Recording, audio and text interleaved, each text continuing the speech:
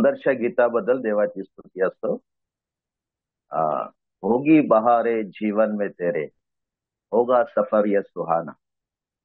बहुत ही खूप चांगलं गीत आहे. माझं आवडणारं गीत, मला आवडतं ते गीत. आणि त्या गीतामध्ये ज्या प्रकारे अ, सांगितलं आहे, वर्णन केलं आहे, कल के भरोसे पडणारे तो, तर मनुष्याच्या जीवनात उद्याचा भरोसा नाही. परंतु अ, देवाने अ, त्याच्या लोकांच्या जीवनात जे ठरवलं आहे, जे निश्चित केलं आहे, जी काही त्याची योजना आहे, ते भरोसा ठेवण्यालायक आहे. आमच्या जीवनाचा जरी भरोसा नसला, दुसऱ्या उद्याच्या येणाऱ्या दिवसाचा भरोसा जरी नसला, तरी पण देव जो आहे विश्वसनीय आहे, भरोसा ठेवण्यालायक आहे. आणि म्हणून त्या देवाची स्तुती असतो, त्या देवाला धन्यवाद असतो. त्याने जे काही आमच्या जीवनात जीवनाकरता त्याने उद्देश ठरवले आहेत, ते निश्चितच आमच्या भल्याचे आणि हिताचे आहे. सत्य मानणारे आणि सत्य न मानणारे या दोघांमधील काही गोष्टी आपण पाहण्याचा प्रयत्न करूया. आणि पौलाचे थेसलोनिकरा दुसरे पत्र, याचा दुसरा अध्याय आणि त्यामध्ये 9 ते 12 वचने मी या समय वाचत आहे. ज्यांचा नाश होत चालला आहे त्यांनी आपले तारण साधावे म्हणून सत्याची आवड हरावायची ती धरली नाही. त्यामुळे त्यांच्यासाठी सैतानाच्या कृतीप्रमाणे सर्व प्रकारची खोटी मतकृत्ये, चिन्हे, अद्भुते आणि सर्व प्रकारचे अनितीजनक कपट यांनी युक्त असे त्या अनितीवानाचे येणे होईल. त्यांनी असत्यावर विश्वास ठेवावा म्हणून देव त्यांच्या ठाई शांतीचे कार्य चालेल असे करीतो. ज्यांनी सत्यावर विश्वास ठेवला नाही तर अनितीत संतोष मांडला, त्या सर्वात शासन व्हावे म्हणून असे होईल. त्या देवाची स्तुती असो, त्या देवाला धन्यवाद असो. तो देव न्यायी देव आहे आणि निपक्षपातीपणे कार्य करणारा परमेश्वर आहे. वचन म्हणते, ज्यांचा नाश होत चालला आहे त्यांनी आपले तारण साधावे म्हणून सत्याची आवड हरावायची ती धरली नाही. या जगामध्ये असंख्य लोक आहेत, अनगिनत लोक आहेत, जे नाशाकडे चालले आहेत. दिवसेंदिवस त्यांचा नाश त्यांच्या जवळ जवळ आणि जवळ येत आहे. आणि ही गोष्ट त्यांना कळत असूनही आणि समजत असूनही असं म्हटलं आहे, त्यांनी आपले तारण साधावे म्हणून सत्याची आवड धरावायची ती धरली नाही. सत्याची आवड जी धरावायला पाहिजे ती त्यांनी धरली नाही. हा त्यांचा अपराध आहे. आणि एकेकाळी आपण सर्वजण हाच अपराध सातत्याने करत होतो. परंतु देवाची कृपा तुम्हावर आणि माझ्यावर झाली आणि आम्ही सत्याची आवड धरू लागतो. आणि सत्य म्हणजे प्रभू येशू ख्रिस्त, त्याची आवड ज्याच्यामध्ये आहे ते धन्य लोक आहेत. आणि म्हणून सत्याची आवड ज्यांनी धरली नाही असं म्हटलं आहे, त्यामुळे त्याच्यासाठी सैतानाच्या कृतीप्रमाणे सर्व प्रकारची खोटी मतकृत्य, चिन्हे, अद्भुते आणि सर्व प्रकारचे अनितीजनक कपट यांनी युक्त असे त्या अनितीमानाचे येणे होईल. आम्हाला माहित आहे, अनितीमानाचे येणे, अनितीमान जो आहे तो ख्रिस्त विरोधक आहे. आणि या सर्व कृत्यांनी युक्त, कपटाने युक्त असं त्याचं येणं होणार आहे. आणि तो समय जो आहे अधिक अधिक जवळ जवळ येत आहे. मंडळीच वरती उचलले जाणे आणि त्या अनितीमानाचे प्रगट होणे लागोपाठ घडणाऱ्या गोष्टी आहेत. आणि म्हणून वचन 11 मध्ये त्यांनी असत्यावर विश्वास ठेवावा, म्हणून देव त्यांच्या ठाई भ्रांतीचे कार्य चालेल असे करीत. देवाला कोणती गोष्ट अशक्य नाही, सर्व काही शक्य आहे. आणि म्हणून वचन म्हणते की त्यांनी असत्यावर विश्वास ठेवावा. आजच्या समयामध्ये, युगामध्ये ख्रिस्ताच्या लोकांना सोडून जे इतर लोक आहेत त्यांना असत्यावर विश्वास ठेवणे आवडते आणि असत्यावरती विश्वास ठेवणे हे त्यांना योग्य वाटते आणि असत्यावर विश्वास ठेवून ते चालण्याचा ते प्रयत्न करीत आहे. आणि असत्यावरती विश्वास ठेवल्यामुळे त्यांच्यामध्ये एक भ्रांतीचं कार्य चालू आहे. आम्ही पुष्कळ त्यांच्याकडे बघून असा विचार करतो की ह्यांना ही गोष्ट समजत का नाही, त्यांना ही गोष्ट कळत का नाही की हे चुकीचं आहे, वाईट आहे. परंतु असत्यावरती त्यांचा विश्वास आहे आणि एक भ्रांतीचं कार्य त्यांच्यामध्ये चालू आहे. आणि म्हणून ते सत्य समजणे त्यांच्यापासून दूर आहे. आणि म्हणून ते भ्रांतीचं कार्य त्यांच्यामध्ये चालेल अशा प्रकारे देव करतात, अशा प्रकारे देव करतात. आणि ते वचन खरं पाहिलं असता महासंकटाच्या काळात ख्रिस्त विरोधात जे साम्राज्य आहे त्या बाबतीत त्या गोष्टी हे वचन लिहिलेलं आहे. परंतु ते कार्य, भ्रांतीच्या आत्म्याचं कार्य आजही चालू आहे. आणि पुष्कळदा नवीन विश्वासाने लोक देखील त्याला बळी पडतात आणि पुष्कळदा त्याच्यामध्ये बहकण्याचा त्यांचा जास्त संभव असतो. परंतु देव आपल्या लोकांना सांभाळण्यास समर्थ आहे, त्यांना योग्य मार्गदर्शन करावयास समर्थ आहे. म्हणून वचन 12 म्हणते, ज्यांनी सत्यावर विश्वास ठेवला नाही तर अनितीत संतोष मांडला, त्या सर्वात शासन व्हावे म्हणून असे होईल. ज्यांनी सत्यावर विश्वास ठेवला नाही, सत्यावर विश्वास ठेवणे किती अगत्याचं आहे, किती महत्वाचं आहे.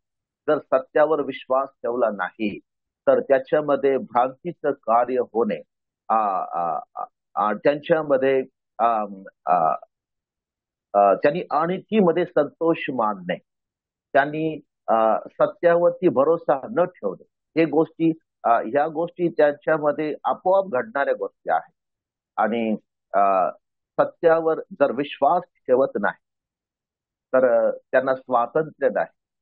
पश्चात म्हटल्या पण प्रभू जसं म्हणतो की सत्य तुम्हाला समजेल आणि सत्य तुम्हाला बंधमुक्त करेल. ते त्या बंधनातून मुक्त होऊ शकत नाही, कारण सत्य त्यांना समजत नाही, सत्याला ते स्वीकारत नाही, सत्यावरती ते विश्वास ठेवत नाही. आणि म्हणून ज्यांना सत्यावरती विश्वास ठेवण्याचं मन प्रभूने दिलं आहे, ज्यांना सत्य प्रगट करण्यात आलं आहे, ते किती विशेष करून धन्य लोक आहेत. आणि म्हणून आम्हाला जे सत्य कळत आहे किंवा समजत आहे किंवा आम्ही त्याच्यावरती जो विश्वास ठेवला आहे, ही देखील परमेश्वराची, देवाची एक देणगी आहे. शिष्य प्रभू येशू ख्रिस्ताला म्हटले की प्रभू तुम्ही ह्या लोकांना दृष्टांताच्या द्वारे का बोलता?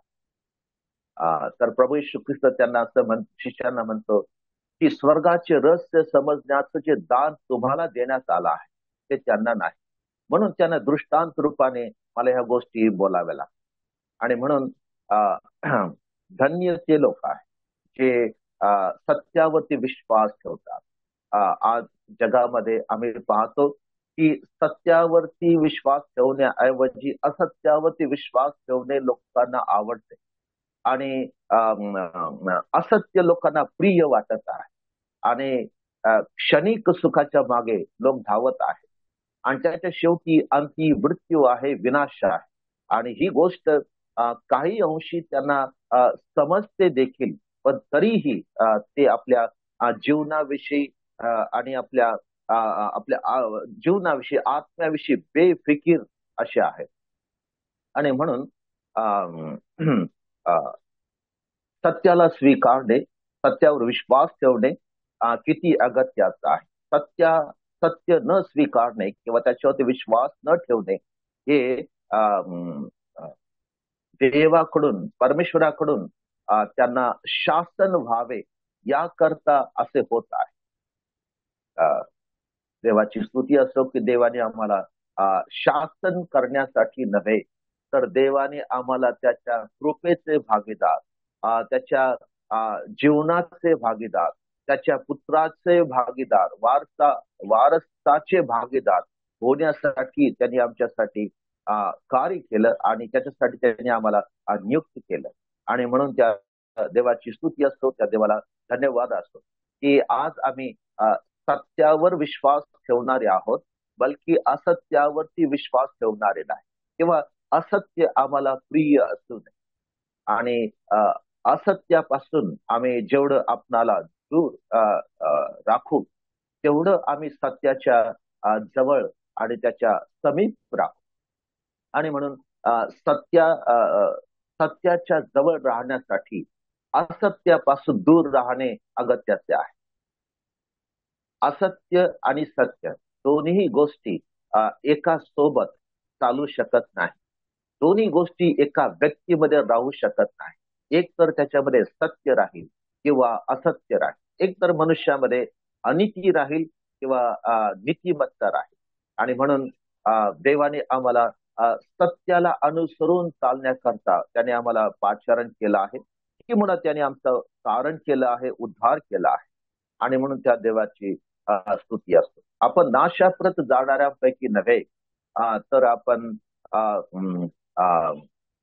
जीवनाकडे वाटचाल करणारे आणि देवाच्या पवित्रतेकडे वाटचाल करणारे लोक या नात्याने आमच्यामध्ये ज्या गोष्टींची आवश्यकता आहे ती म्हणजे एक 3रा अध्याय आणि त्याचं 5वं वचन या समय मी वाच. असं म्हटलं आहे, प्रभू ही तुमची मने देवावरच्या प्रीतीकडे व ख्रिस्ताच्या सहनशीलतेकडे लाव. प्रभू आमची मने म्हणजे तुमची मने देवावरच्या प्रीतीकडे व ख्रिस्ताच्या सहनशीलतेकडे लाव. हे प्रभूचं कार्य आहे. हे आमचं जे मन आहे ते देवावरच्या प्रीतीकडे लागलेलं असतं. देवाची प्रीती महान आहे आणि देव सर्व जगावर प्रीती करतो हे निर्विवाद सत्य आहे. परंतु आमचं मन त्या देवावरच्या प्रीतीकडे लागण्याची आमची जी प्रीती देवावरती आहे त्याकडे आमचं मन लागलेलं असणं आवश्यक आहे. आमचं मन देवाच्या प्रीतीकडे लागलेलं असेल आणि म्हटलं की ख्रिस्ताच्या सहनशीलतेकडे, ख्रिस्ताची सहनशीलता त्याच्याकडे जर आमचं चित्त, आमचं जर मन लागलेलं असेल तर सत्यानुसार चालणे, सत्यावरती प्रीती करणे, सत्यावरती विश्वास ठेवणे आणि सत्यासाठी उभे राहणे हे आमच्यासाठी शक्य आहे. अन्यथा जर आमचं मन देवावरच्या प्रीतीकडे आणि ख्रिस्ताच्या सहनशीलतेकडे नसेल तर त्या सत्यापासून आणि त्याच्यापासून दूर जाण्याची, भटकण्याची किंवा आमची फसकत होण्याची दाट शक्यता उद्भवते.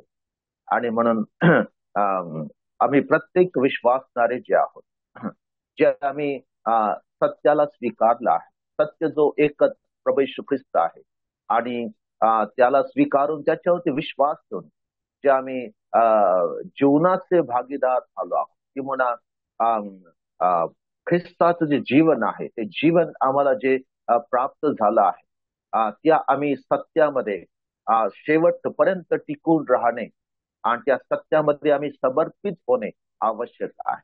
आणि म्हणून योहान शुभवर्तमान 17व्या अध्यायामध्ये त्या ठिकाणी प्रभू येशू ख्रिस्ताने म्हटलं आहे की तुम्ही सत्यामध्ये समर्पित व्हा.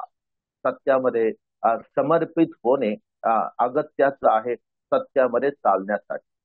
आणि म्हणून सत्याचा अव्हेर करणे आणि सत्याचा स्वीकार करणे या या दोन्ही क्रियांमध्ये मनुष्य जीवनाकडे जाणार की नाशाकडे जाणार याचा निर्णय त्याच्यामध्ये ठरला जातो किंवा त्यावरती त्या गोष्टी अवलंबून आहे. देवाची स्तुती असो, देवाला धन्यवाद असो. तो परमेश्वर मनुष्याकरता भव्य आणि दिव्य अशा योजना जो आखतो आणि त्यानुसार मनुष्याला त्या आशीर्वादाच्या गोष्टी द्याव्यात किंवा मनुष्याला सत्याच्या परिपूर्ण ज्ञानाप्रत आणावं किंवा त्यांनी यावं अशी त्या देवाच्या आत्म्याची जी इच्छा आहे त्या इच्छेप्रमाणे विश्वासदारांनी सत्याच्या परिपूर्ण ज्ञानाप्रत पोहोचावं किंवा प्रभू येशू ख्रिस्ताच्या ओळखीविषयीच्या ज्ञानाप्रत त्यांनी पोहोचावं याचे अगत्य आहे. आणि म्हणून त्या देवाची स्तुती करूया. वचन 16 दुसरा अध्याय वचन 16 मध्ये असं म्हटलं आहे, आपला प्रभू येशू ख्रिस्त हा आणि ज्याने आपल्यावर प्रीती करून युगानयुगाचे सांत्वन व चांगली आशा कृपेने दिली तो देव आपला पिता. वचन 17, तुमच्या मनाचे सांत्वन करो आणि प्रत्येक चांगल्या कृतीत व उक्तीत तो मास स्थिर करो. पौलाची या ठिकाणी तो इच्छा प्रकट करीत आहे आणि त्याच्यामध्ये तो असं म्हणत आहे की आपला प्रभू येशू ख्रिस्त हा आणि ज्याने आपल्यावर प्रीती करून युगानयुगाचे सांत्वन व चांगली आशा कृपेने युगानयुगाचं सांत्वन व चांगली आशा ह्या गोष्टी मनुष्याला देण्याची योग्यता केवळ परमेश्वराच्या ठाई आहे. युगानयुगीची आशा आणि सांत्वन हे देण्याची योग्यता क्षमता फक्त परमेश्वरामध्ये आहे आणि तो परमेश्वर ह्या गोष्टी आम्हाला द्याव्यात समर्थ आहे. त्याची इच्छा आहे की त्यांनी आम्हाला त्या द्याव्यात आणि त्यानुसार तो कार्य करीत आहे. वचन 17 मध्ये तुमच्या मनाचे सांत्वन करो आणि प्रत्येक चांगल्या कृतीत व उक्तीत तुम्हा स्थिर करो. प्रभू येशू ख्रिस्तामध्ये तो परमेश्वर आमच्या मनाचं सांत्वन करून प्रत्येक चांगल्या कृतीत जी कृती चांगली आहे देवाच्या दृष्टीने जी कृती चांगली आहे त्यामध्ये आम्हाला स्थिर करणारा परमेश्वर आहे. सत्य न मानणारे, सत्याचा धिक्कार करणारे हे चांगल्या कृतीमध्ये स्थिर राहू शकत नाही. त्यांना स्थिरता नाही. ते सर्वदा अस्थिर असलेले आम्हाला पाहावयास मिळतात. परंतु आमचा स्वर्गीय पिता परमेश्वर जे सत्यावरती प्रीती करतात, सत्याला अनुसरतात आणि सत्य स्वीकारतात त्यांना चांगल्या कृतीत व उक्तीत स्थिर करणारा प्रभू आहे.